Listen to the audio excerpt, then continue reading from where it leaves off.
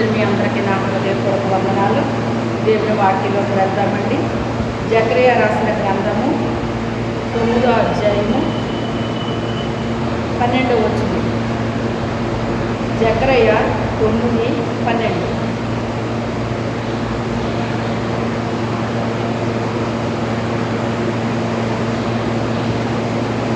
బంధకములలో పడియుండి నిరీక్షణ గలవారులారా, మీ కోటను మరలా ప్రవేశించుడి, రెండంతులుగా మీకు మేలు చేసేదనని నేడు నేను మీకు తెలియజేయుచున్నాను. చిన్న ప్రార్థన చేసుకున్నాను.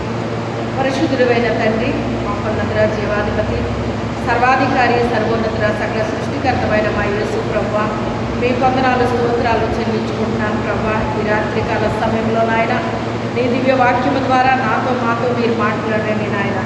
నా తండ్రి నాయన, ప్రతి బిడ్డకే నాయన వినగలిగిన చెవి గ్రహించే హృదయాన్ని అనుగ్రహించిన ఆయన పరిశుద్ధాత్మదేవుడా, మీరే కార్యము చెయ్యండి నా ప్రభా. ఈ మైక్ శబ్దం ఎంత దూరం వినిపిస్తుందో నాయన, అంతకు మించిన దూరం నీ దివ్య వాక్యం బయట వెళ్ళి అందరినీ దర్శించి స్పర్శించి నీ పరిశుద్ధాత్మ కార్యాలు బలముగా జరిగించండి నాయన.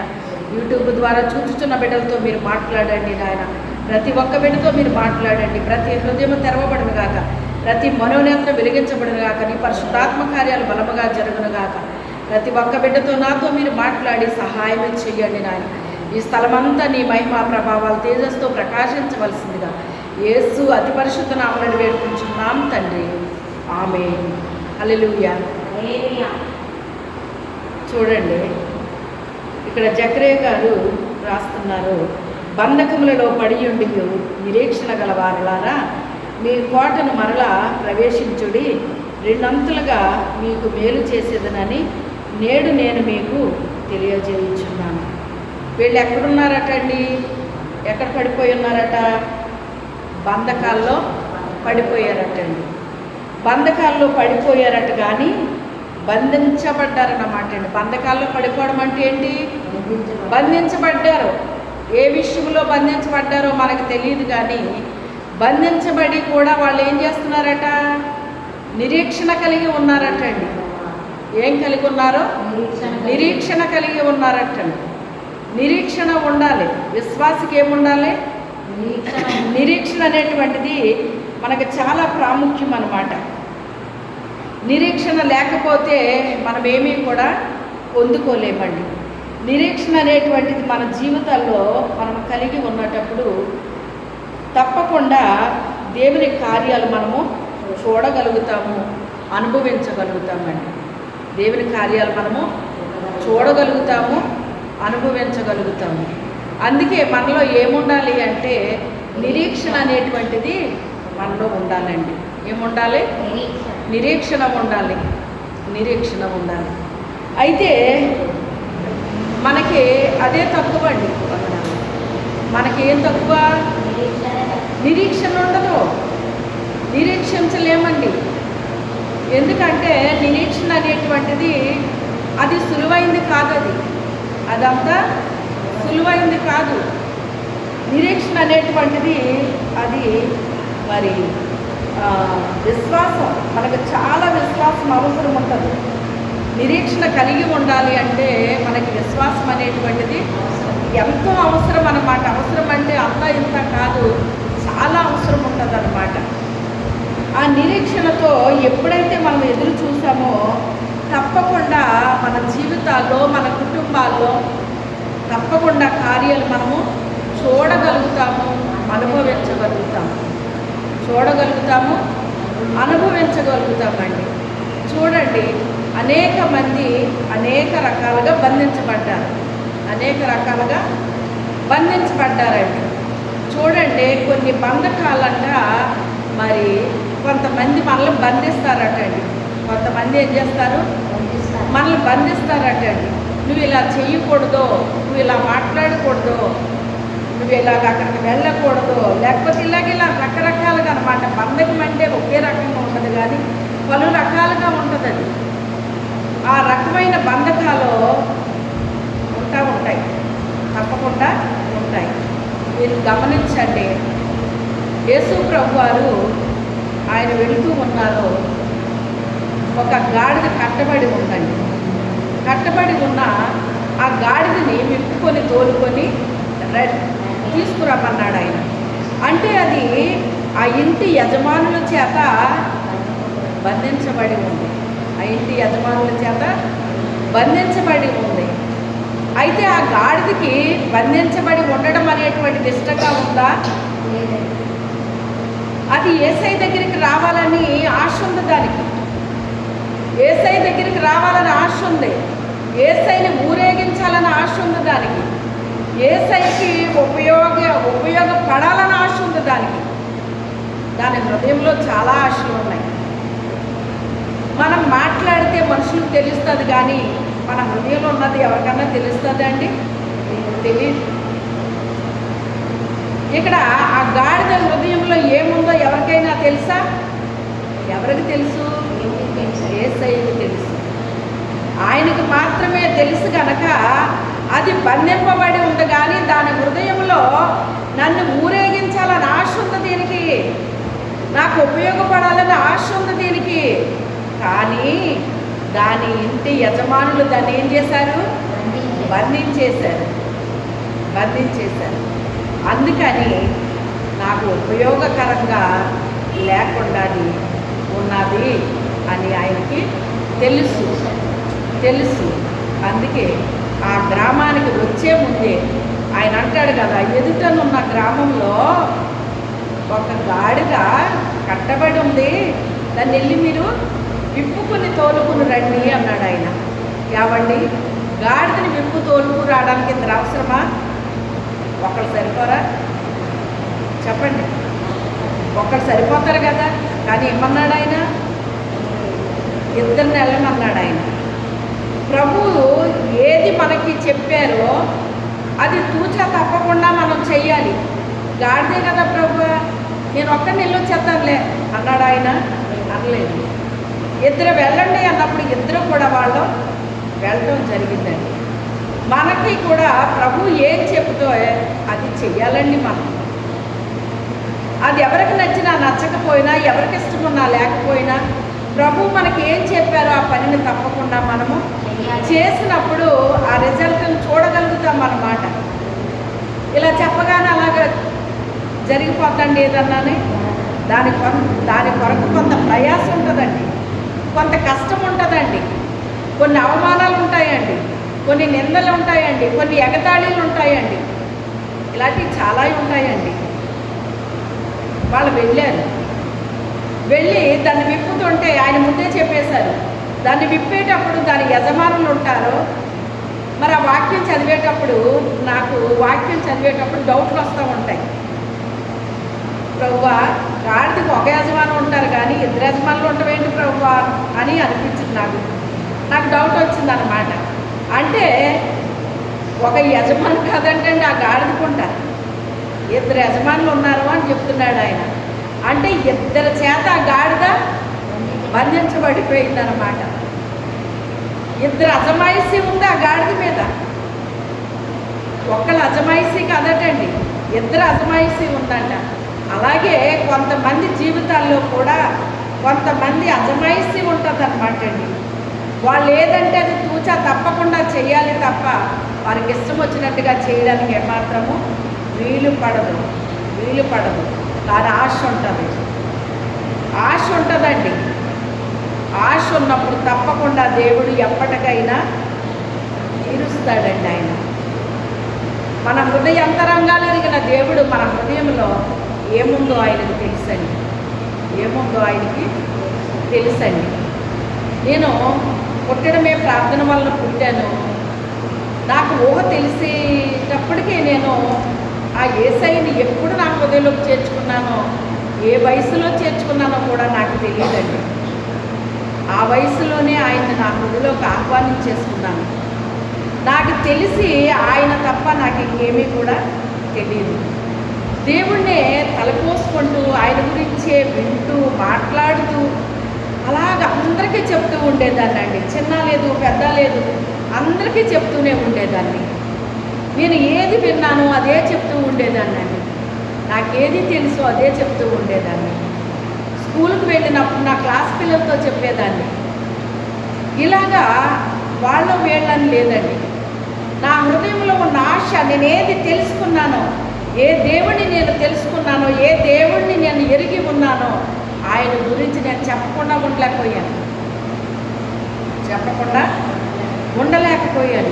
అలాగా చెప్పగా మరి 6th క్లాస్ చదివినప్పుడే సండే స్కూల్ నడిపించే బాధ్యతను ఇచ్చాడు దేవుడు నాకు. అప్పటికంతా ఇప్పుడు పిల్లలంతా ఉంటుందండి, అప్పుడు ఉండదు. కానీ దేవుడు ఏ పని చెప్తే ఆ పని చేయడం నాకు అలవాటు. అది భయంతోనో ఎలాగోలా చేసేసేదాన్ని అనమాట. ప్రభు చెప్పారు కదా చెయ్యాలి, అంతే, ఇంకా అంతకంటే ఏమీ లేదు ఇందులో. అలా చేసినప్పుడు నాకు ఒక్కొక్క బాధ్యత ఆయన అప్పగించుకుంటూ వెళ్ళారండి. ఒకరోజు మా ఇంటి దగ్గర ప్రార్థనా గ్రూప్ ఏర్పాటు చేసుకున్నప్పుడు అప్పటికే మేము నాకు వివాహం అయిపోయింది, పిల్లలు, మరి మా వారు ఉద్యోగరీత్యా మేము అనేక ప్రాంతాలకు వెళ్తూ ఉన్నాము. అలాగ వేరే ఊరిలో మేము ఉన్నామండి. మా అమ్మగారి ఇంటికి వచ్చాము.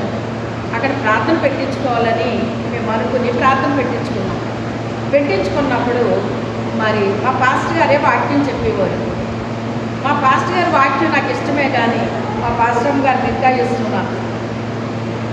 నాకు వాక్యం అంటే చాలా ఇష్టం అండి. ఇప్పటికీ నాకు వాక్యం అంటే ఇష్టం. ఎంత విన్నా ఎంత చెప్పినా నాకు చాలా ఇష్టం అన్నమాట. అప్పుడు అనుకోకుండా పాస్టర్ గారు కాసేపు మాట్లాడి, నువ్వు మాట్లాడుతూ అని పాస్టర్ గారికి ఇచ్చేసావు. నాకు ఇంకెంత సంతోషం అయిపోయిందో.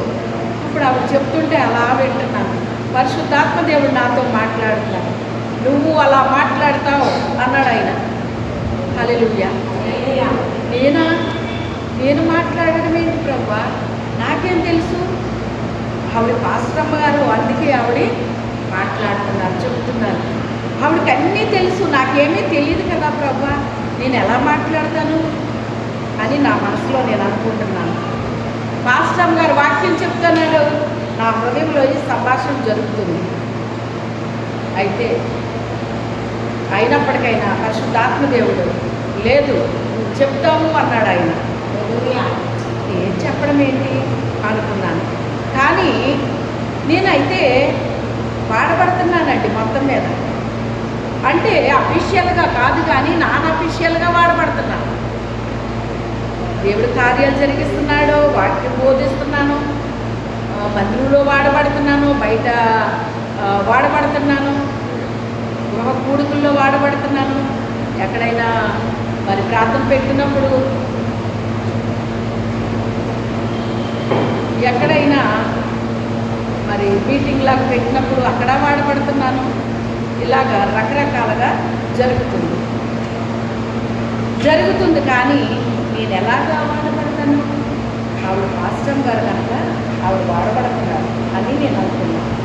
కానీ దేవుని నోట నుంచి వచ్చిన మాట జరిగిందా లేదా? నీకు తోటనిస్తాను అని చెప్పి ఇక్కడికి పంపించారండి. ఇక్కడ తోటనిస్తానని నాకు దర్శనం చూపించారు. ఆ దర్శన ప్రకారంగా అయ్యగారికి ట్రాన్స్ఫర్ చేశారు. నాకు వచ్చిన దర్శనానికి ఆయనకి ట్రాన్స్ఫర్ అవ్వడానికి, ట్రాన్స్ఫర్ అయిన ఊరిలో అండి రమారమి మేము 3 సంవత్సరాలు మాత్రమే ఉంటాం. తప్పితే 3.5 సంవత్సరాలు ట్రాన్స్ఫర్ అయిపోద్ది. కానీ ఇక్కడికి ట్రాన్స్ఫర్ అవ్వడం జరిగింది, కానీ ఇక్కడి నుంచి వెళ్ళటం జరగలేదు. ఎందుకని? దేవుడు ఇచ్చాడు, నాకు వాగ్దానం చేశాను. అయితే నాకు అవన్నీ నేనేమీ పెట్టుకోలేదండి. ఏదో తోటిస్తానన్నానేంటి అనుకున్నాను, కానీ ఇలా సొంతంగా ఇస్తాడు దేవుడని నేను అస్సలు అనుకోలేదండి. నేను వెళ్ళిన మందిరంలోనే నేను వాడబడతానేమో, అలాగే కదా దేవుడు నన్ను వాడుకుంటున్నాడో, అలాగే వాడుకుంటాడేమో అనుకున్నాను నేను. కానీ సొంతంగా నాకు ఇలాగా సంఘాన్ని ఇచ్చి ఒక సేవకురాలుగా నిలబెడతాడని నేను అస్సలు అనుకోలేదు. ఎప్పుడూ ఆ ఆలోచన నాకు ఉండేది కాదండి. నా జీవితకాలం దేవుని గురించి సువార్త చేయాలని అనిపించేది. ఎందుకంటే నా తల్లి గర్భంలో వేసుకున్నాడు కదా ఆయన నిమిత్తం. అందుకని నా లైఫ్ లాంగ్ నేను ఆయన గురించి నేను చెప్పాలి, సువార్త ప్రకటించాలి అని ఆ ఆశ నా హృదయంలో ఎప్పుడూ ఉండేది. కానీ నేను మన ఆలోచనలు వేరు, ఆయన ఆలోచనలు వేరు. మరి నా ఆలోచన ఇలా ఉంది కానీ ఆయన ఆలోచన అలా ఉందా? అలా లేదు. ఆయన ఆలోచన ఇంకో రకంగా ఉంది. నువ్వు ఎలా అనుకుంటున్నావా? నేను అలా అనుకోవట్లేదు అన్నట్టుగా దేవుడు ఏది అన్నారో అది మాత్రమే జరిగిందండి. హల్లెలూయా. నేను అనుకున్నది కాదు. సువార్త ప్రకటించాను, అనేక ప్రాంతాలకు వెళ్ళానండి, అనేక జిల్లాలకు వెళ్ళానండి. ఏజెన్సీలో ఇప్పుడు 11 మండలాలు అయినాయి, కానీ అప్పుడు 7 మండలాలు అనేవారు. వైరామారం మండలం తప్ప మిగతా మండలాలన్నీ వెళ్ళి సువార్త ప్రకటించానండి. అలాగే వేరే వేరే జిల్లాలకి కూడా వాక్యం చెప్పడానికి పిలువబడ్డాను, వెళ్ళాను, అక్కడ వాక్యం చెప్పాను, వచ్చాను. ఇలా జరిగింది. కానీ దేవుడు సొంతంగా ఇలా ఇచ్చి ఇలా నిలబెడతాడని నేను అసలు అనుకోలేదండి. అడుగు వాటికంటే, ఊహించు వాటికంటే అత్యధికముగా చేసే దేవుడండి ఆయన. మనం కొన్ని విషయాలు అనుకోమండి, మనం అనుకోగానే ఆయన అనుకుంటాడు. మనం అనుకున్నవి జరగచ్చు, జరగకపోవచ్చు తెలియదు, కానీ దేవుడు అనుకున్నవి తప్పకుండా జరిగి తీరుతాయండి. అవి జరిగి తీరుతాయి. జరిగిస్తాడు ఆయన. నా జీవితంలో జరిగించాడు, ఇంకా జరిగిస్తాడు. ఇంకా చాలా ఉన్నాయి నాకు దర్శనాలు. అవన్నీ కూడా తప్పకుండా జరిగిస్తాడండి ఆయన. తప్పకుండా జరిగిస్తాడు. అయితే ఏది ఏమైనప్పటికైనా ఆయన అన్నదే జరిగిందండి. వాక్యం బోధిస్తామన్నాడు, బోధిస్తున్నానా? తోటిస్తానన్నాడు, ఇచ్చాడు ఆయన. ఒక 2 బాబాలు చెప్పారండి. అక్కడ బస్ స్టాండ్ లాగా ఏదో బస్సు ఎక్కుతున్నారు, దిగుతున్నారు. 2 వైపుల బస్సు ఎక్కి దిగుతున్నారని చెప్పారండి. 2 వైపులు ఎవరన్నా బస్సు ఎక్కి దిగుతారండి? 2 ఉంటాయండి ఎక్కడన్నానే? మీరు గమనించండి, ఎక్కడెక్కి దిగుతున్నారు, ఇక్కడెక్కి దిగుతున్నారు. అవునా కాదా? ఎంత డీటెయిల్గా దేవుడు తెలియపరిచాడో చూడండి. ఆ చెప్పిన వాళ్ళు ఒక ఆయన చనిపోయారు, ఇంకొక ఆయన బ్రతికే ఉన్నారు.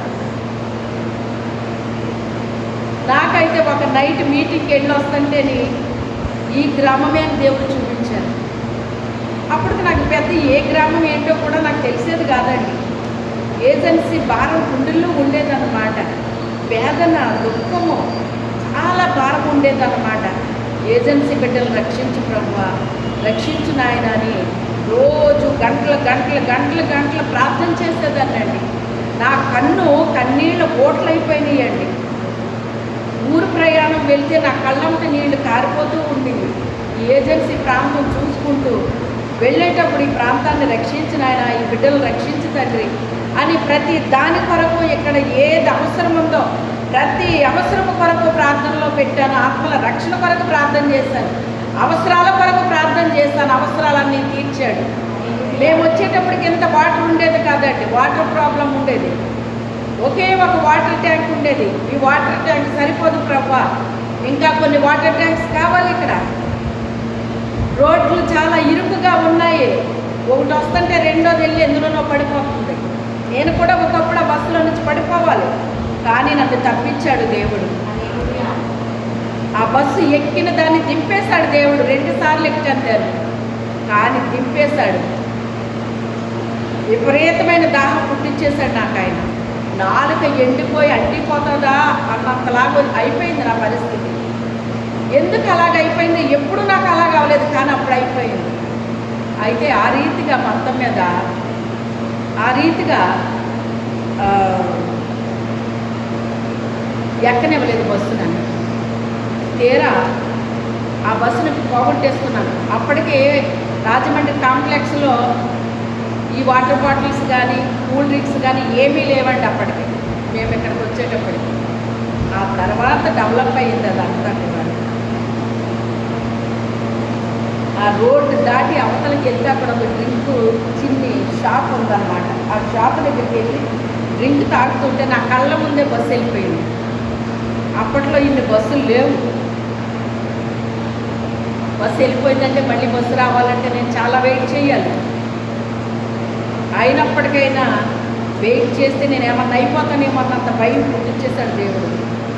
నా నాలుక ఏమన్నా అయిపోద్దేమని భయమేసి ఆ రకంగా దింపేసి కూల్ డ్రింక్ తాగడానికి పంపించి నన్ను ఎప్పుడు అలా వెళ్ళం దాన్ని రోడ్డు దాటుకుని వెళ్ళాను. అక్కడ డ్రింక్ తాగుతున్న నా కళ్ళ ముందే బస్సు వెళ్ళిపోయింది. అయ్యో ప్రభువా, బస్సు వెళ్ళిపోయింది నాయన, ఎందుకు ఇలా జరిగింది ప్రభువా, ఎప్పుడు ఇలా జరగలేదు కదా, ఎందుకయ్యా ఇలా జరిగింది, ఇప్పుడు నేను వెయిట్ చేయాలి బస్సు కోసం, ఎప్పుడు వస్తుందో ఏంటో ప్రభు అనుకుంటా కాంప్లెక్స్లోకి వెళ్ళి కూర్చున్నాను. అప్పటికి అంత ఏమీ లేదండి. అది కూర్చుంటే నెక్స్ట్ ఇంకో బస్సు వచ్చింది. ఆ బస్సు ఎక్కి వస్తున్నాను.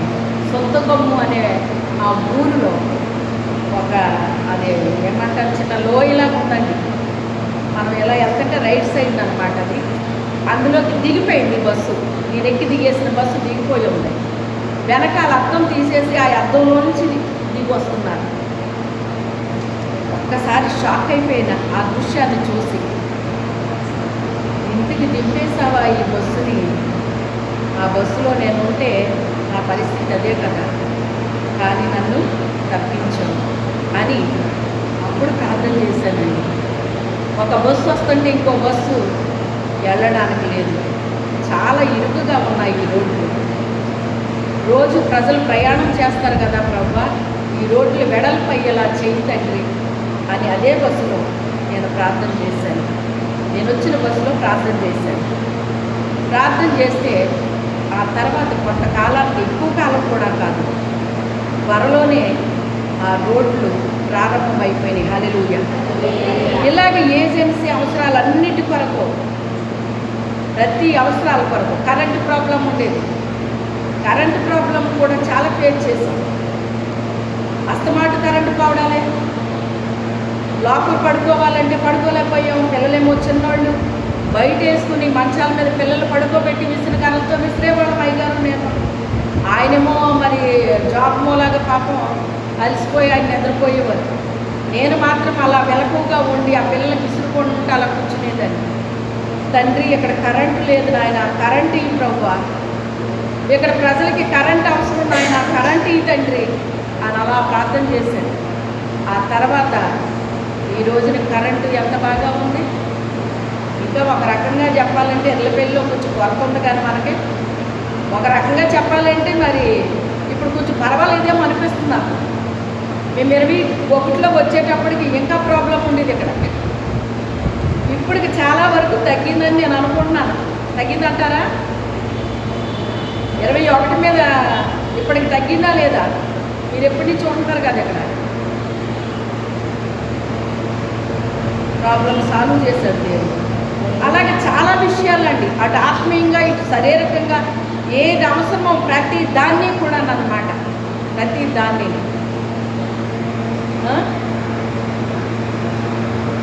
ఏది ప్రభువుని అడిగానో ప్రతి దాన్ని కూడా దేవుడు చేస్తారండి. అడుగు వాటికంటే, ఊహించు వాటికంటే దేవుడు అత్యధికంగా చేయగలిగిన తండ్రి. అయినా అత్యధికంగా చేయగలిగిన తండ్రి.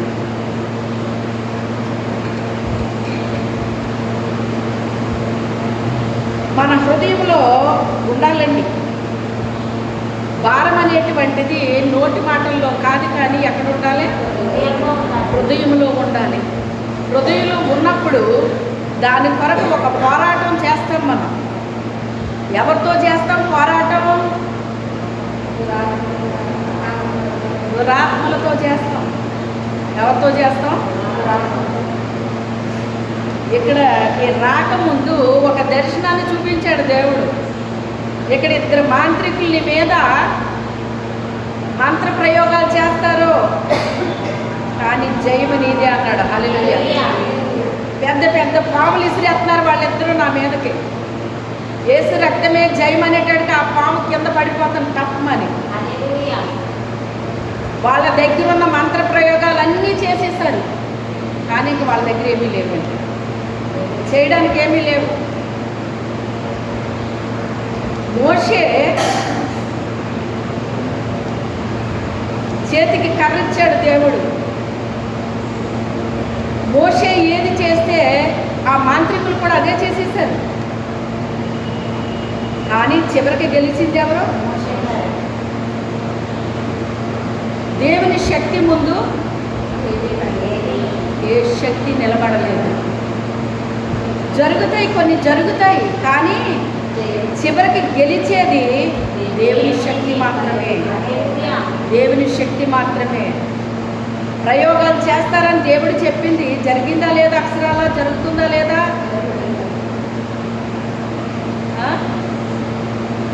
హాస్పిటల్లో ఉండి కట్టేసుకుని ఉండాలి, కానీ ఎక్కడ పెట్టాడు దేవుడు? పోయిన శుక్రవారం నుంచే మీ మధ్య నిలబెట్టాడు ఆయన. ఇది ఎవరి శక్తిది? దేవుని యొక్క శక్తి. దేవుని శక్తి. దేవుని శక్తి అంట మాటలతోనూ భోజనముతోనూ కాదు, కానీ మాటల్లాగా ఉండదు దేవుని శక్తి. అన్నపానాల్లాగా ఉండదు దేవుని శక్తి. ఆయన శక్తి ఎదుట ఏది కూడా నిలబడలేదండి. పోరాటం చేస్తాయి. ఎవరమైతే దేవుని కొరకు నిలబడ్డామో వారి మీద పోరాటాలు జరుగుతాయి. ఎప్పుడైతే ఏజెన్సీకి అడుగు పెట్టానో ఆనాటి నుంచి నా మీద పోరాటమేనండి. ఈ రోజున మొదలవలేదు ఇక్కడ పోరాటం నాకు. అప్పటి నుంచి నా మీద మాంత్రికులు కంటండి, ప్రార్థన చేసేవాళ్ళంటే నచ్చదటండి. వాళ్ళ ప్రయోగాలు విఫలమైపోతాయట. ఆత్మల రక్షణలోకి వచ్చినాయి అంటే వాళ్ళ ప్రయోగాలు విఫలమైపోతాయటండి. అందుకని వాళ్ళకి మంట పుడుతుందట. మంట పుట్టి ఏం చేస్తారు? మనల్ని నిర్మూలన చేయడానికి సకల ప్రయత్నాలు చేస్తూ ఉంటారు. మీరు చెయ్యండి, నేను చేసేది నేను చేస్తాను అంటాడు దేవుడు. మధ్యలో మనం నిలబడాలి. బాబోయ్ ఎందుకు వచ్చిన గొడవలే అది ఇదని చెప్పేసి మనం అనుకున్నాం అనుకోండి. దేవుని శక్తి మరి ఎవరి ద్వారా రుజువు అవుతుంది? దేవుని శక్తి రుజువు అవ్వాలంటే మనం నిలబడాలి కదా.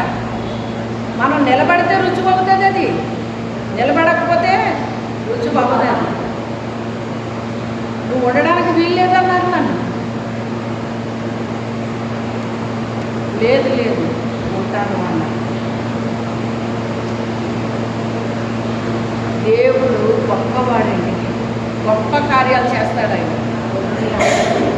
ఆయన సర్వాధికారి, సార్వభౌముడు, సకల సృష్టికర్త. ఆయన నోటి మాటతో సమస్త సృష్టిని సృష్టించిన దేవుడండి ఆయన.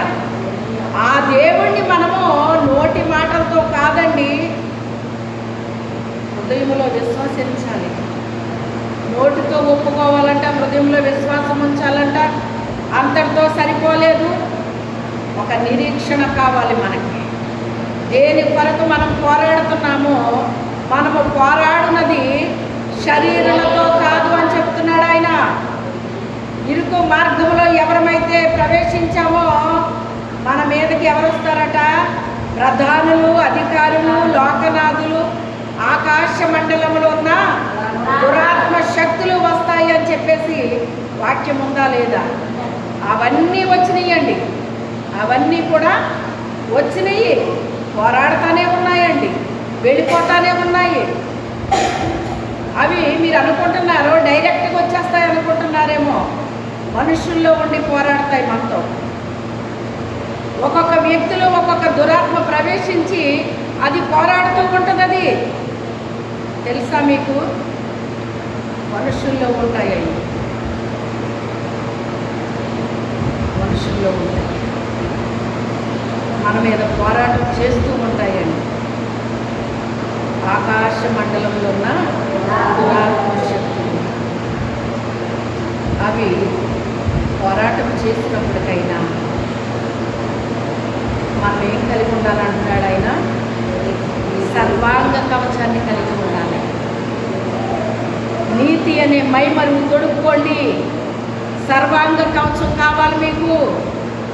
సత్యం అనే దట్టి ఉండాలి. వాక్యం అనే ఆత్మ ఖడ్గం కలిగి ఉండాలి మీరు. మన హృదయంలో వాక్యం ఉండాలి. వాక్యము సత్యము, వాక్యమే దేవుడు. ఆ వాక్యాన్ని మనం కలిగి ఉండాలి. ఆ వాక్యాన్ని మనము కలిగి ఉండాలి. ఆత్మ ఖడ్గాన్ని ధరించాలి. విశ్వాసం అనే డాలును పట్టుకోవాలి. శిరస్త్రాణాన్ని, రక్షణనే శిరస్త్రాణం, హెల్మెట్ ఉండాలి. సమాధాన సువార్తనే సిద్ధ మనసు అనే జోడు ఉండాలంట. ఇవన్నీ మాకు కలిగి వాటితో పోరాడాలి. ఏమీ లేకుండా పోరాడితే ఏం చేస్తాయి? తుక్కు తుక్కు చేసేవు, తుక్కు తుక్కు చేసేస్తాయి. అందుకే ఇవన్నీ కూడా మనం ఏం చేయాలంట? ఇరుకు మార్గంలో ప్రవేశించిన వాళ్ళకి ఈ పోరాటం తప్పకుండా ఉంటుంది. ఆ పోరాటంలో మనం జయం పొందాలంటే ఇవన్నీ మనం కలిగి ఉండాలి. ఇవన్నీ మనం కలిగి ఉండాలండి. అప్పుడు జయం మనదే. పాట పాడతాం కదా, జయం మనదే మనదే. పాట పాడితే సరిపోలేదు. ఆ జయం పొందడానికి కావాల్సినవన్నీ కూడా మన దగ్గర ఉండాలి. అవి కలిగి ఉండాలి. ఏవి మనం కలిగి ఉండాలని చెప్పాడో పౌలు గారు అవన్నీ మనం కలిగి ఉండాలండి. కలిగి ఉండాలి.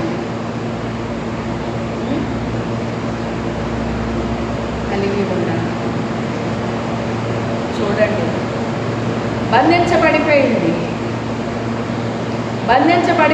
కానీ దాన్ని విప్పి తోలుకుని రండి.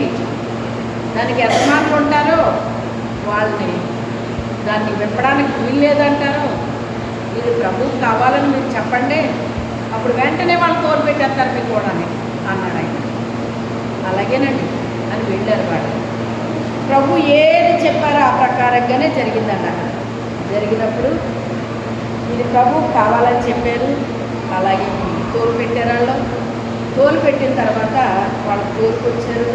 తర్వాత దాన్ని శుద్ధీకరించారు. అన్నీ చేసి అప్పుడు ఆయన దగ్గరికి తీసుకొచ్చినప్పుడు ఆయన దాని మీద ప్రయాణం చేయడం మొదలుపెట్టారు. శుద్ధి జరగాలి. గాడికి ఏం జరగాలి?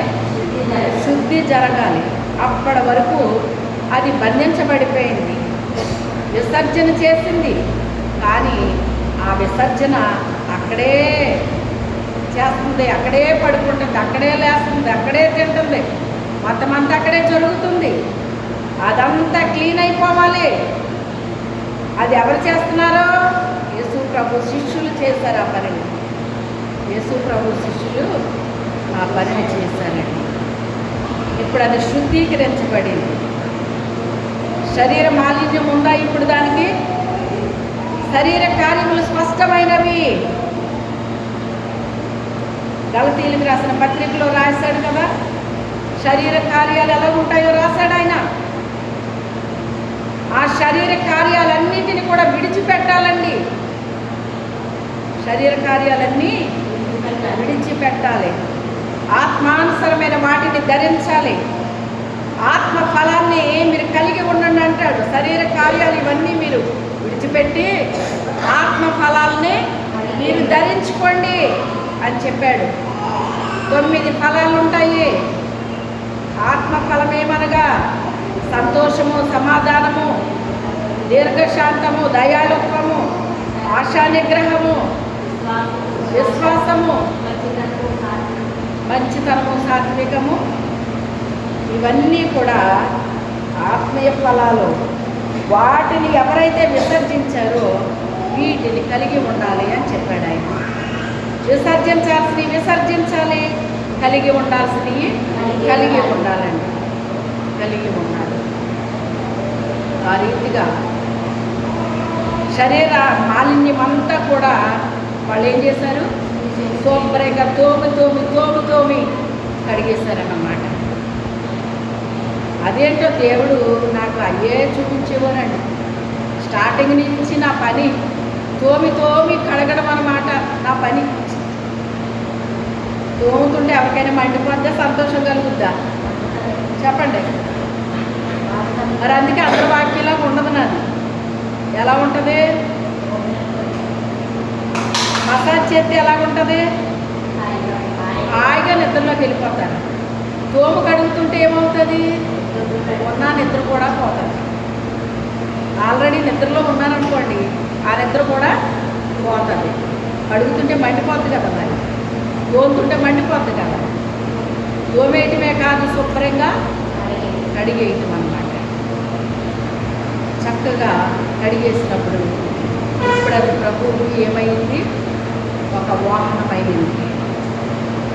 దాని మీద ఆయన ఊరేగుతున్నాడండి. ఆ గాడిద మీద ఊరేగుతున్నాడండి. ఎవరైనా గుర్రం మీద ఊరేగుతారు, గాడిద మీద ఎవరైనా ఊరేగుతారేటండి? అందుకే ఇదిగో నీ రాజు సాత్వికుడు, దీన మనసు కలిగి గాడిదని ఎక్కువస్తున్నాడు అని చెప్తున్నాడు ఆయన. జకరయ్య గారు ఏం చెప్తున్నాడు? దీన మనసు కలిగిన వాడు నీ రాజు. ఎలాంటి వాడు? దీన మనసు కలిగిన వాడు ఆయన, సాత్వికము కలిగిన వాడు. అందుకే గుర్రాన్ని ఎక్కాల్సిన వాడు ఏమో ఎక్కాడంట, గాడిదంటే మనిషి. అందుకే ఊరికి తిట్టరండి, ఓరి గాడిద అంటారు. ఎందుకని? ఓసి గాడిద అంటారు ఎందుకని? కొన్ని బైబిల్ తిట్లు తిడతారండి. బైబిల్లో ఉన్న వాటిని ఉపయోగిస్తారు కొంతమంది. కొన్ని పదాలు ఇందులో ఉన్నాయి, వాడుతూ ఉంటారు. మరి ఎందుకు వాడతారు నాకు ఎప్పటికే అర్థమవుతుంది. గాడిద అంటే కొడుకని. అలాంటి వ్యక్తిని దేవుడు ఏం చేస్తున్నాడో ఉపయోగించుకుంటున్నాడు. అలా విప్పుకుని తోలుకొచ్చేస్తే ఆయన ఏమన్నా దాని మీద కూర్చుంటాడా? కూర్చోడండి. అది క్లీన్ అయిపోవాలండి, అది శుద్ధి అయిపోవాలండి. అప్పుడే దాని మీద కూర్చుని ఆయన ప్రయాణం చేస్తాడండి. దాని లైఫ్ స్టైలే మారిపోయిందండి మొత్తానికి. ఆ రుచుల్లో రోతల్లో ఉన్నది కాస్త ఇప్పుడు ఏమైపోయింది? అది పట్టు వస్త్రాల మీద నడుపుతుందంట, కొమ్మల మీద నడుపుతుందంట. అంటే ఒక రకంగా చెప్పాలంటే నేల మీద నడకుండదు ఇంక దాన్ని. నేల మీద నడవనివ్వరు ఇంక దాన్ని. అడుగులు మడుగులు వచ్చేస్తారన్నమాట దాన్ని. ఎవరిని బట్టి గౌరవం? ప్రభువుని బట్టి. ఆ గాడిద ప్రభువుని మోస్తుంది, అది ప్రభువుని ఊరేగిస్తుంది. మన జీవితాల్లో ఈ అనుభవాలు ఉన్నాయా? మనం ఉన్న గ్రామంలో మనం యేసయ్యని ఊరేగించామా ఎప్పుడైనాని? మనం వెళ్ళిన గ్రామాల్లో ఊరేగించామా ఎప్పుడైనాని? ఎక్కడికి వెళ్తే అక్కడ ఊరేగించాలా? ఆయన ఎప్పుడైనా ఊరేగించారా? బంధువులు ఇంటికి వెళ్ళారంటే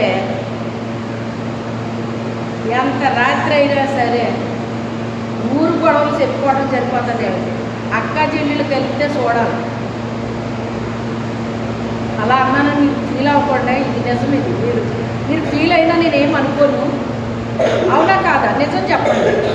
అక్క చెల్లెళ్ళు కలిపితే, అన్నదమ్ములు కలిపితే అన్ని కబుర్లు ఉండవు. కానీ అక్క చెల్లెళ్ళు కలిసారంటే మీకు అందరికి ఉన్నారు అక్క చెల్లెళ్ళు? చేతులు ఎత్తని ఒక్కోసారి చూస్తాను. ఏమ్మా మాట్లాడుకుంటారా? మాట్లాడుకోరా? అక్క చెప్తే చెల్లి చెప్తే వీళ్ళకి నిద్రపోవడానికి ఈ పురుషులు ఉంటారు కదా వెనకాల భర్తలు, ఏమే నిద్రపోరంటే మీరు నిద్రపోరా అని వాళ్ళు అంటానే ఉంటారు. వాళ్ళు పురుగు తీసేస్తానే ఉంటారు, వీళ్ళకి చెప్తానే ఉంటారు. మీరు పడుకోండి అంటారు. వీళ్ళు తెలుగుతుందమ్మా. కానీ యేసయ్య గురించి ఎప్పుడన్నా చెప్పుకున్నారా మీరు? అలాగా ఎవరికైనా చెప్పారా? మీ బంధువుల ఇళ్ళకి వెళ్ళినప్పుడు ఎప్పుడైనా మీ బంధువులకి చెప్పారా? ఆయన గురించి చెప్పారా? అక్క చెల్లెలతో పంచుకుంటున్నారా? అన్నదమ్ములతో పంచుకుంటున్నారా? బంధువులతో పంచుకుంటున్నారా? మీ వీధిలో పంచారా? మీ ఊరిలో పంచారా? మీ స్నేహితులతో పంచుకున్నారా? మీకు తెలిసిన వాళ్ళతో పంచుకున్నారా? తెలియని వాళ్ళతో పంచుకున్నారా?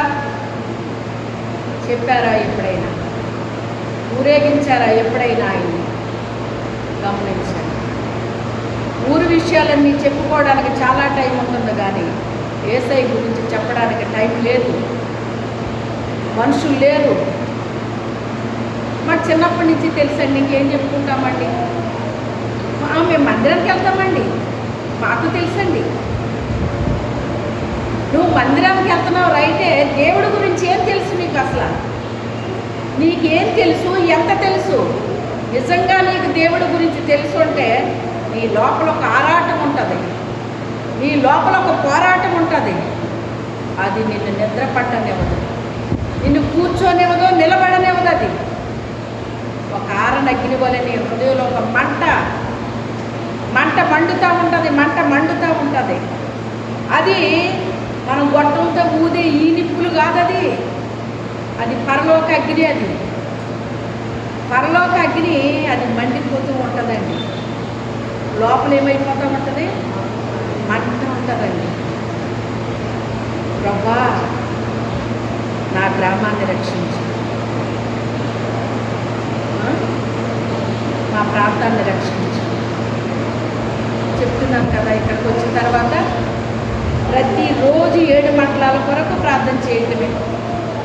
ఏదో కాసేపు కూసేపు కాదండి, 7 మండలాల కొరకు గంటలు చేసిన దినాలు ఉన్నాయండి. చెయ్యిగా విజయాన్ని ఇచ్చాడు దేవుడు. విజయాన్ని ఇచ్చిన తర్వాతే మందిరాన్ని ఇచ్చాడండి. మందిరం నేను అడగలేదు, దేవుడు ఇచ్చాడు. దేవుడు ఇచ్చాడు. ఆయన ఏం చెప్పితే అది చేశానండి. భయం వేసింది, మనుషులకి భయపడ్డాను, అందరికీ భయపడ్డాను, కానీ పని మానలేదు. ప్రభు ఏది చెప్తే అది చేశానండి. అందుకే అన్ని పనులు త్వరగా అయిపోయినాయి. హల్లెలూయా. దేవుడు ఏది చెప్తే అది మనం చేసినప్పుడు వెంటనే అయిపోతాయండి పనులు. మన ఇంట్లో ఇంటి పని ఉంటుందండి. ఎవరు చేసే పని వాళ్ళు వెంటనే చేశారనుకోండి, ఎంత ఈజీగా అయిపోతుంది. ఒకళ్ళు మాత్రమే చేస్తున్నారనుకోండి, మిగిలినోడు చేయట్లేదు, అప్పుడు ఎలా ఉంటుంది? నా పని నేను చేసేసానండి, వాళ్ళ పని చేయట్లేదు. మరి వాళ్ళు చేయాల్సిన పని ముఖ్యంగా ఇది ఏమనుకోకండి, తోడుకోడళ్ళు ఉన్న ఇంట్లో ఉంటారు, చాలా బాగుంటుంది. తోడుకోడళ్ళు 2 ఉంటారు కదా, 2 ఉన్నా, 3 ఉన్నా, 4 ఉన్నా, ఎంతమంది ఉన్నా గొంతులు వచ్చేస్తాయండి. ఒకళ్ళు ఉన్నారనుకోండి, ఇంకా తప్పదేం కాదు. ఇక 2, 3, 4 ఉన్నారంటే ఇంకా నేను చేశాను, మరి ఆవిడ చేయలేదు, అదిగా ఆవిడ మచ్చమెక్కింది, లేదా ఆవిడ కబుర్లు ఎట్టుకుంది, ఆవిడ అలా వెళ్ళింది. ఇక ఎంతగానో ఉంటుంది అన్నమాట తలపోదు. నిజమంటారా కాదంటారా? దేవుడు చెప్పింది కూడా మనకి ఏ పని చెప్తే ఆ పనిని మనం ఏం చేయాలి?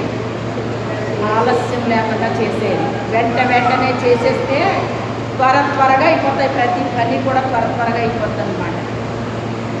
దేవుడు చెప్పినట్టుగా చెయ్యాలి.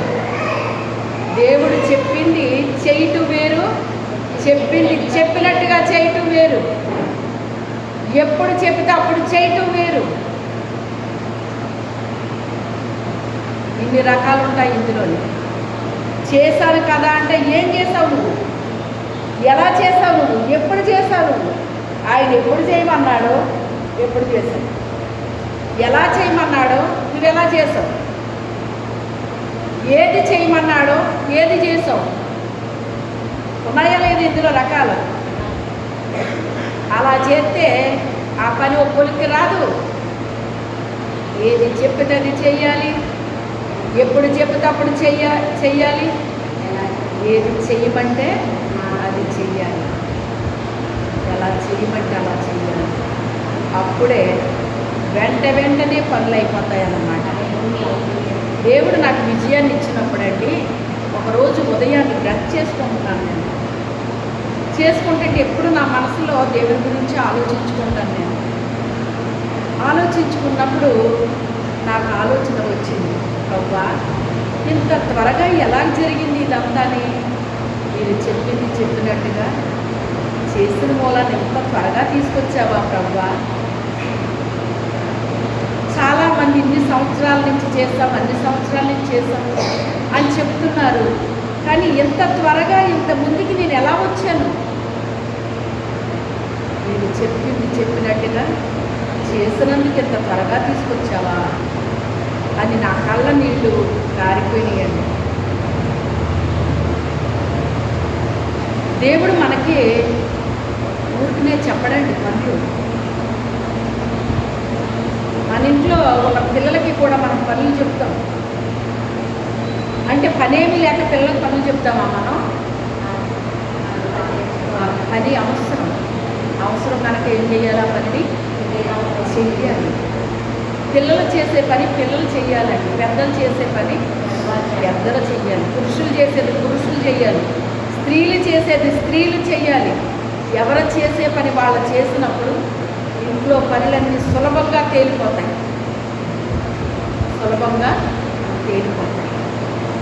ఒక్కళ్ళ మీదే బడేలు పడిపోయింది అంటే చాలా కష్టమైపోతుంది.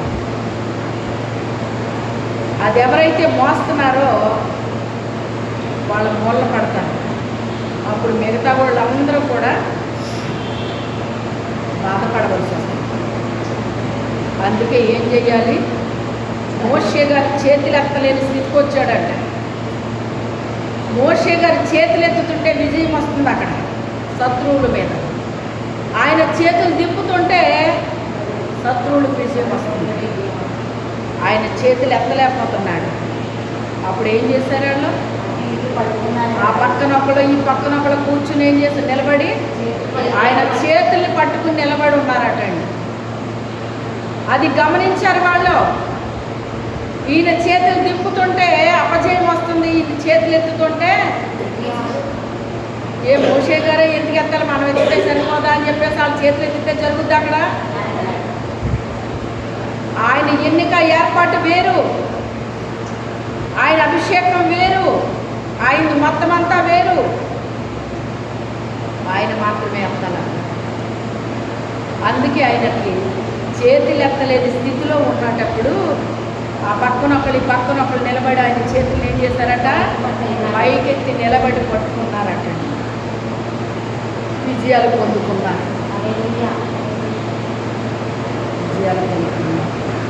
దేవుని కార్యాలు మన జీవితాల్లో జరగాలి అంటే, మన కుటుంబాల్లో జరగాలి అంటే, మన ప్రాంతంలో జరగాలంటే, మన దేశంలో జరగాలి అంటే మనలో ఏముండాలి? ఒక పట్టుదల ఉండాలి, ఒక మంట ఉండాలి. ఆరన అగ్ని వలె మన హృదయాలు మండుతూ ఉండాలి. ఇంకా ప్రజలు ఏ స్థితిలో ఉండిపోయారంటే ఆ మంటలు లేవండి. ఏ మంటలు ఉన్నాయంటే ఎంతసేపు భూ సంబంధించిన వాటి కొరకే ప్రార్థనలు, భూ సంబంధించిన వాటి కొరకే ప్రార్థనలు. ఈ మంట పెట్టాడండి సైతాను. ఈ మంట ఏమో దేవుడు పెట్టాడు, సైతాన్ ఏ మంట పెట్టాడు? ఇప్పుడు ఇది కూడా మంట అంటున్నాడు. అది అన్యాగ్ని అండి. ఇది ఎవరో కానీ అన్యాగ్ని తెచ్చి వేస్తే ఏమైపోయింది అక్కడ? దేవుని అగ్ని రావాలి కానీ అన్యాగ్ని వేయొచ్చా? ఇది కూడా అగ్ని అని ఆడు భూ సంబంధించిన వాటి కొరకు ప్రార్థన చెయ్యండి, ఇది కూడా ప్రార్థన మంటే అని వేసాడనమాట. అలాగా ఇది కూడా ప్రార్థనేనంట అని ఆ మంట మండుతుంది ఆడలో. ఆత్మల రక్షణ కొరకు భారం ఉండాలి, మంట ఉండాలి, ప్రార్థన చెయ్యాలి, కన్నీరు విడవాలి, రోదన ధ్వని చెయ్యాలి. త్వరగా రోదన ధ్వని వెళ్ళాలి. ఎవరి దగ్గరికి? యేసయ్య దగ్గరికి. ఇలాంటి భారాలు ఉన్న వాళ్ళు చాలా తక్కువ మంది కనిపిస్తున్నారండి. చాలా తక్కువ మంది కనిపిస్తున్నారు. ఇది కూడా అగ్నే అని చెప్పి చాలామందిని మోసగిస్తున్నాడు సాతాను. నిజమే అనుకుని మోసపోతున్నాడు చాలామంది. అందుకే అంటాడు, మోసపోకుడి దేవుడు ఎక్కిరింపబడడు. ఏది విత్తుతున్నావు అదే పంటను నువ్వు కోస్తావు. ఒకప్పుడు మా బంధువులు వస్తే ఏమన్నంటే ఫీల్ అవుతారేమో అనిపించింది. ఇప్పుడు అలా అనిపించట్లేదు. వాళ్ళు ఫీల్ అయితే అవుతారు. నిజం చెప్పాలి, వాళ్ళ జీవితాలు మార్చుకుంటే మంచిదే, మార్చుకోకపోతే నాదేమీ ఉండదు. ఎందుకంటే నేను ఉత్తరవాదిని అవ్వకూడదు. నీ దగ్గరికి పంపించాను, నువ్వు ఎందుకు చెప్పలేదో నన్ను అడుగుతాడు దేవుడు.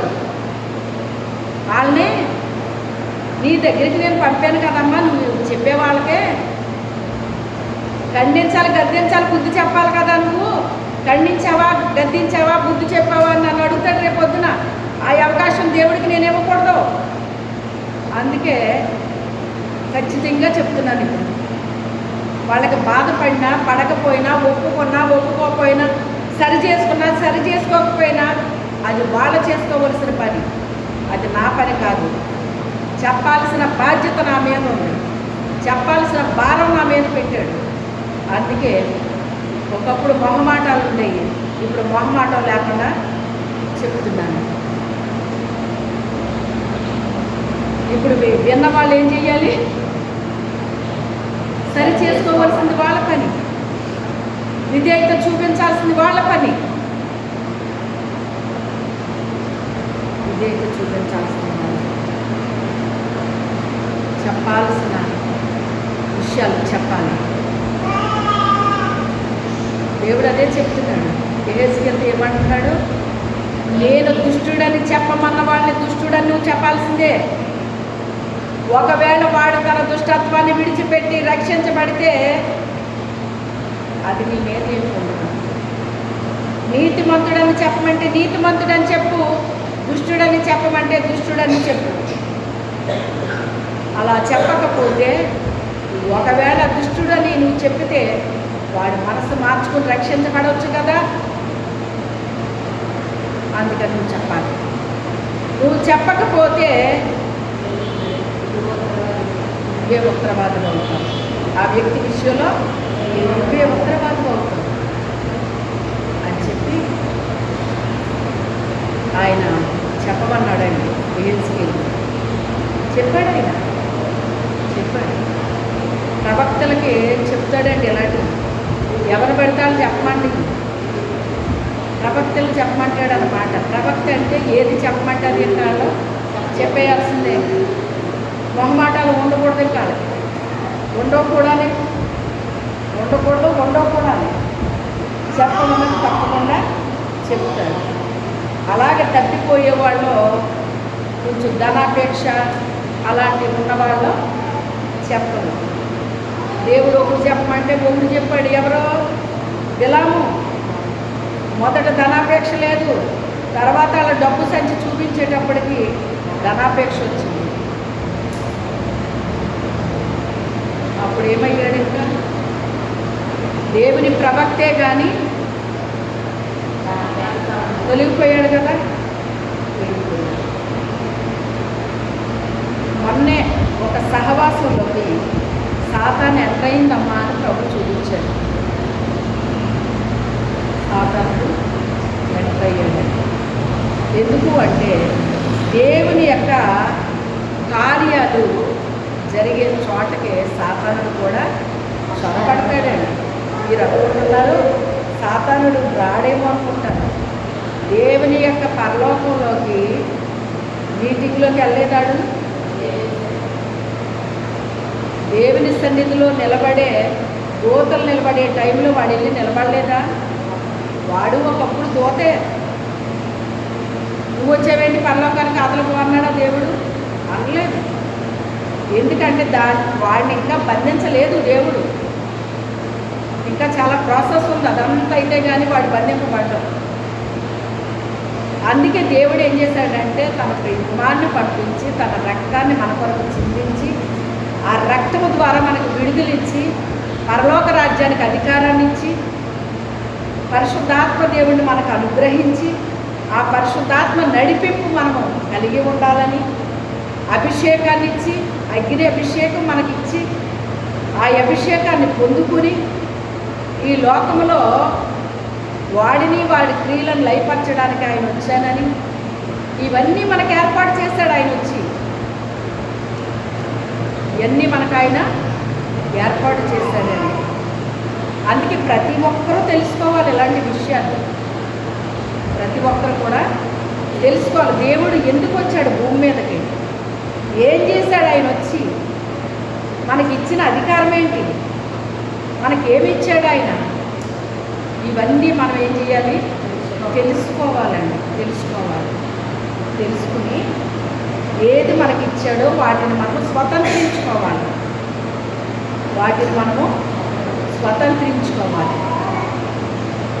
అప్పుడే దేవుని రాజ్యానికి మనం ఏమవుతాము, వారసులం అవుతామండి.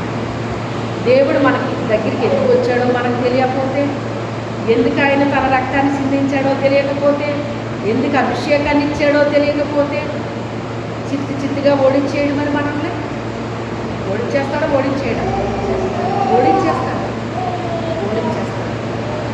అందుకే ప్రతీది మనం ఏం చేయాలి, తెలుసుకోవాలి.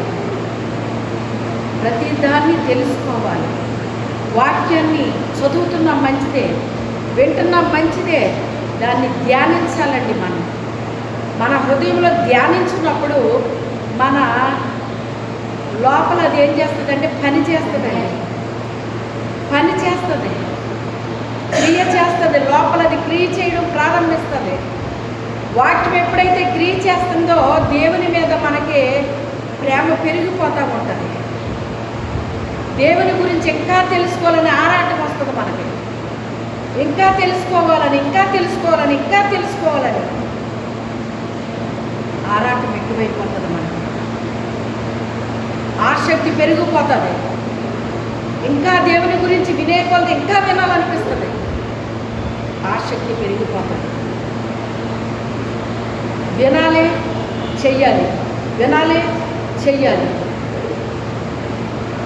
చెయ్యాలి అంటే అది మన లోపల ఏమైపోవాలి, మనకి జీర్ణమైపోవాలి.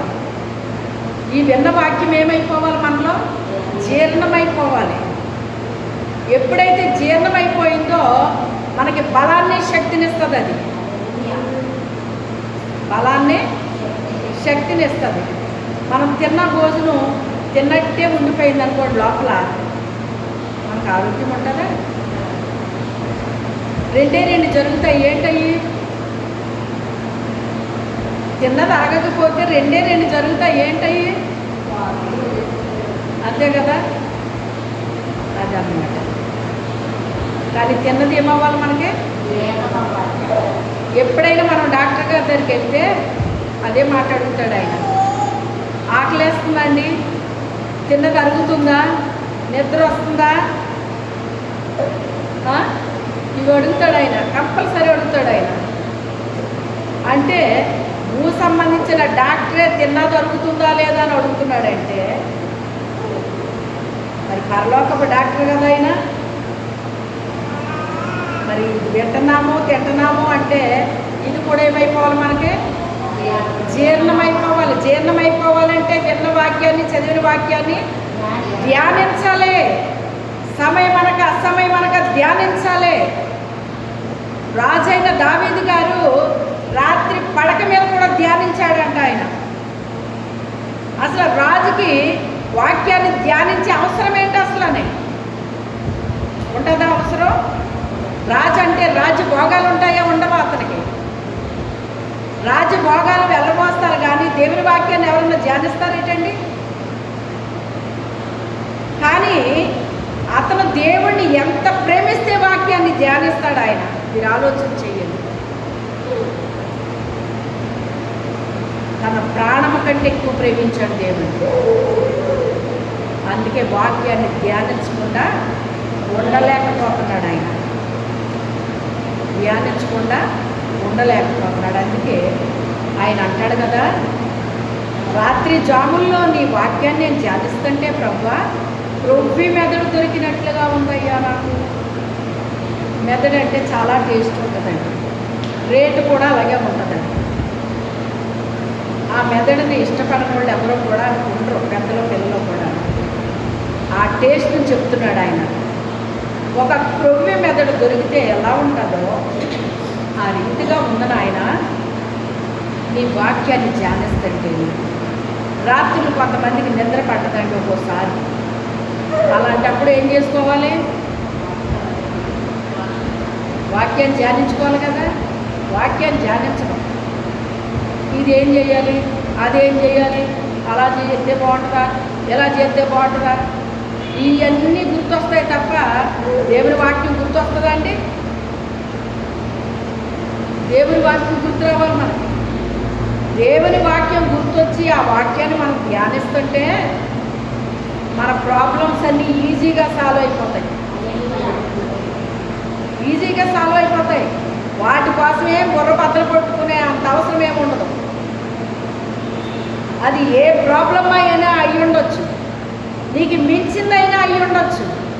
నీకు మించింది కానీ దేవుడికి మించింది కాదని. మనకు మించినవి కానీ దేవుడికి మించినవి కాదు. దేవుడికి మించింది మన దేవుడు. చాలామంది కొన్ని టైంలు ఉంటాయండి దేవుడిని కలవడానికి. ఈ టైం నుంచి ఈ టైం వరకు కలవాలని కొన్ని నియమ నిబంధనలు ఉంటాయి. ఈయన ఎప్పుడన్నా అలాంటి నిబంధన ఎట్టాడండి? పలానా టైంలోనే మీరు నన్ను కలుసుకోండి, ఏ టైంలో పడితే ఆ టైంలో నన్ను పిలిచారంటే నేను ఊరుకోరన్నాడంటే ఎప్పుడన్నాను? ఏనా మీకు పని పాట ఏమీ లేదా, నాకు పని పాట ఏమీ లేదా? ఎప్పుడు పడితే అప్పుడైనా మీ ప్రార్థనలో ఎప్పుడు పడితే అప్పుడు పిలుస్తారా నన్ను? ఆయన ఎప్పుడైనా ఎవరి మీదైనా చిరాకు పడ్డాడండి? ఆయన మన ఇంట్లో వాళ్ళు చిరాకు పడ్డారేమో కానీ నిన్ను ప్రేమించిన నీ తల్లిదండ్రులు, అక్కజేళ్ళు, అన్నదమ్ములు నీ మీద చిరాకు పడ్డారేమో కానీ పరలోకమందున్న మన పరలోకపు తండ్రి ఏ రోజుని మనల్ని చిరాకు పడ్డాడండి ఆయన. హల్లెలూయా. ఆయన మాట నువ్వు విన్నా వినకపోయినా ప్రభువా అని నువ్వు ఎప్పుడైనా పిలిస్తే ఆయన వెంటనే స్పందిస్తాడు. ఆయన నా పరిస్థితి ఇలా ఉందో తండ్రి అని నువ్వు ఎప్పుడైనా చెప్పుకుంటే వెంటనే స్పందించేది ఆయనేనండి. ఎవరో స్పందించరు. స్పందించవచ్చు, స్పందించకపోవచ్చు, నేను చెప్పలేను. కానీ పరలోకపు తండ్రి స్పందన తప్పకుండా ఉంటుంది. మరి ఆయన స్పందన ఉన్నప్పుడు మన స్పందన కూడా ఉండాలి కదా. మనం ఆయన స్పందించేస్తున్నాడు. ప్రభువా అని బుడబుడా ఏడ్చేస్తుంటే ఆయన స్పందించేస్తున్నాడు. ప్రభువా అని నువ్వు మొరపెడితే ఆయన స్పందించేస్తున్నాడు. తర్వాత ఏం చేస్తున్నావు మరి? ఆయనకి ఏమైనా ఉపయోగపడాలి కదా. మరి ఏమైనా ఉపయోగం ఉన్నామా? మనం ఏమైనా చేస్తున్నారా? నశించిపోతున్న ఆత్మల కొరకు ఏమైనా భారం ఉందా, బాధ్యత ఉందా, ఏమైనా బాధ ఉందా? ఒక అబ్బాయికి మనశ్శాంతి లేదంటండి. మనశ్శాంతి లేకపోతే యేసయ్యను నమ్ముకున్న తర్వాత అంటే మనశ్శాంతి వచ్చిందంట అబ్బాయికి. విరివిగా ప్రకటిస్తున్నాడు ఇప్పుడు ఆ అబ్బాయి దేవుడు.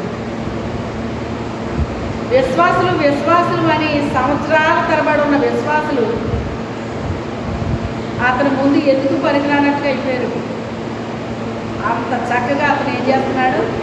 భారముతో ప్రకటిస్తున్నాడండి. మనసులు మారిపోతున్నాయి. ఎలా జరుగుతుంది కార్యం? అతని హృదయంలో ఉన్న భారము. ఒకప్పుడు నేను ఇలాంటి స్థితిలో ఉన్నాను, మనశ్శాంతి లేకుండా బాధపడ్డాను. ఈరోజు దేవుడు నాకు మనశ్శాంతిని ఇచ్చాడు. ఆ యేసయ్యని నమ్ముకోండి. మీరు ఎలాంటి స్థితిలో ఆయన ఉన్నా పర్వాలేదు, ఆయన నమ్ముకోండి.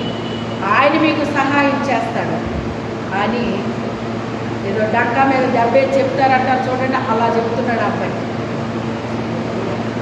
నిజమైన మారు మనసు అంటే అదనమాట. చెప్పకుండా ఉండలేరండి వాళ్ళు. ఆయన ఊరేగించకుండా ఉండలేరండి. ఆయన గురించి చెప్పకుండా ఏ రోజు గడవదండి. ఆయనకి ఏదో ఒకటి చేస్తేనే కానీ వాళ్ళకి నిద్ర పట్టదండి. అలా ఉంటారు. ఎవరికి దేవుడు ఏ బాధ్యత అప్పగిస్తే ఆ బాధ్యతను మనము నెరవేర్చాలి. నీకేమి ఇచ్చాడో నాకు తెలియదు, నాకు ఇచ్చిన పనికి నేను చెయ్యాలి. నేను చేసేది నేను చేస్తున్నాను. అవి మీకు కొన్ని తెలియదు. నేను చేసే పనులు కొన్ని మీకు తెలియదు. మీకు తెలియాల్సిన అవసరం కూడా నాకు లేదు. ఎందుకంటే నా ప్రభు నాకేమి చెప్పారో ఆ పని నేను చేస్తున్నాను. అది ఆయనకి నాకు సంబంధించింది. మీరు దేవుని కొరకు ఏం చేస్తున్నారు? మీ హృదయాలు ఏమన్నా మండుతున్నాయో లేదో, ఆయన కొరకు మీరు ఎలాగా జీవిస్తున్నారో, మీ హృదయాల్లో అసలు భారము బాధ్యత ఏమైనా ఉన్నాయో లేదో ఆలోచించుకోండి. ప్రార్థన చేద్దాం మోకరించి.